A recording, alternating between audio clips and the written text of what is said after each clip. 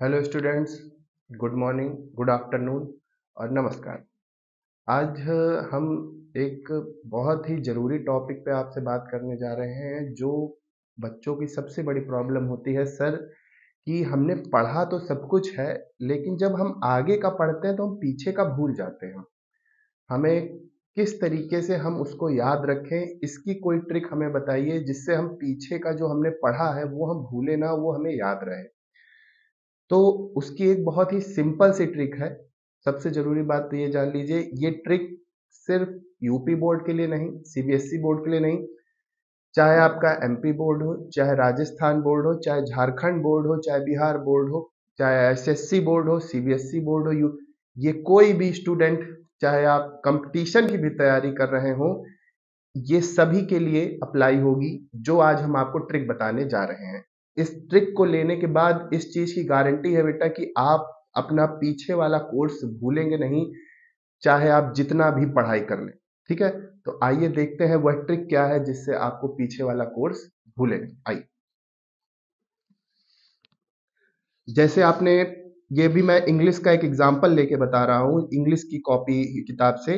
तो ये चाहे फिजिक्स हो, चाहे केमिस्ट्री हो, चाहे मैथ हो, जैसे आपने पढ़ा अ थिंग ऑफ ब्यूटी का, आपने सेंट्रल आइडिया याद किया, ये सेंट्रल आइडिया याद हो गया और उसके बाद आप पीछे वाला सेंट्रल आइडिया जो पहला चैप्टर है माय मदर एट 66, इसको आप भूल गए कि सर हम ये वाला भूल गए, तो इसको किस तरीके से याद रखें।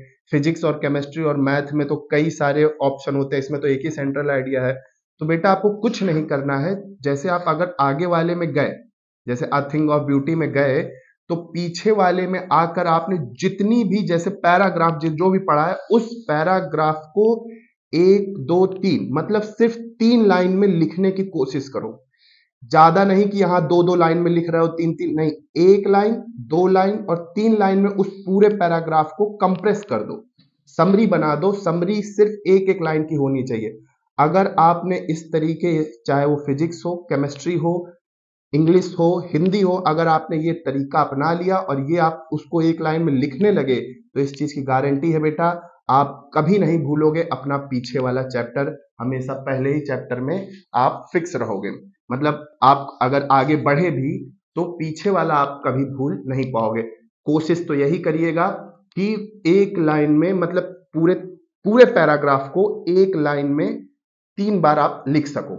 ये नहीं कि तीनों लाइन एक ही जैसी हो, एक एक लाइन 3 अलग अलग टाइप में लिख दो।